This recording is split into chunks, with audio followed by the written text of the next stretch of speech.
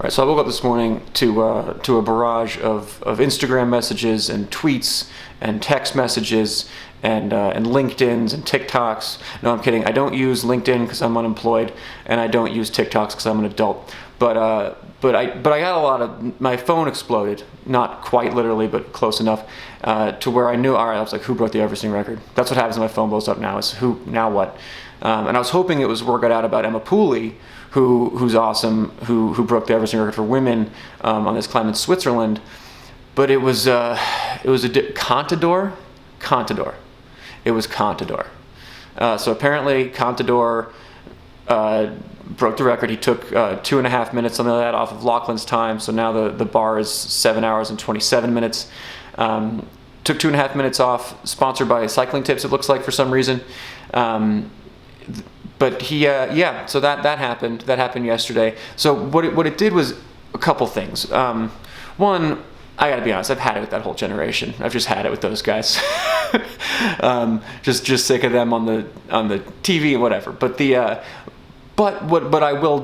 other side is that man must really like it. You know what I mean? That man must really enjoy riding his bike to still be doing stuff like that at retired and 37 and certainly has enough money, and this isn't going to move his needle, whatever sponsorship he got on this kind of deal. So respect to that. But also what's sort of cool is I looked at the hill he used, and it kind of confirmed my suspicions and my pickiness for the hill. I think for a record attempt, the hill is critical. Getting back down fast enough and just using the steeper the better was always my theory, and I think my number was kind of 13% was my target, because more than that you have to stand up, I think. But 13% I can get my Axis grainy gears on there and still creep up it.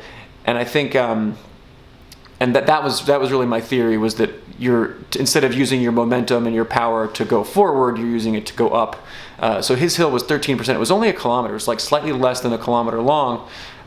So if I can find one that's longer than that, which is what I have been looking at, a lot of the reason for this trip, I'll admit it, was to go recon a climb that I thought would be perfect for Everesting, which was kind of on the edge of Yosemite, on the west side of the park.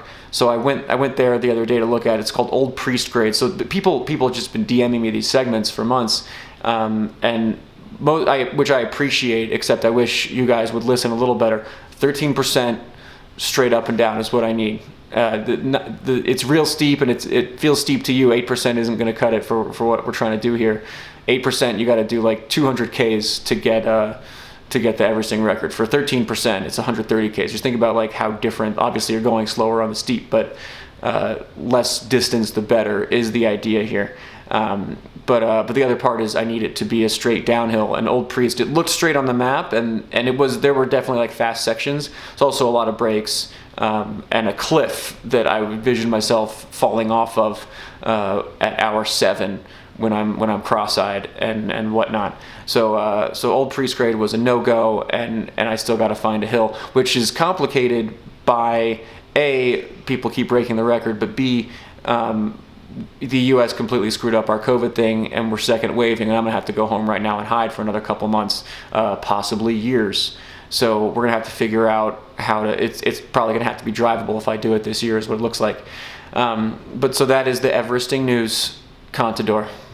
That's pretty much the takeaway. It's Contador. Contador was a guy we when I was in the pros, the number all those years was like you're trying to hit.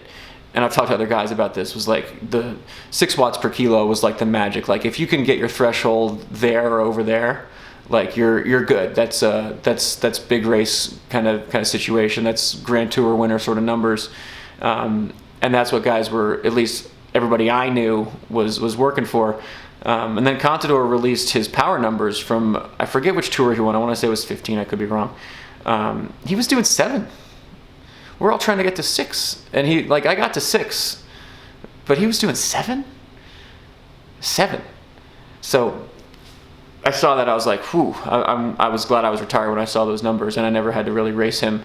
I was in races with him, and I remember looking up at this race in Mallorca, and I was like doing 480 up a hill, and I looked up a switchback, and he was up there, like the front of the pack had just done that, and I was just like, there's no way I can ever get from here to there. I'm doing 480 right now. It's not going to go up.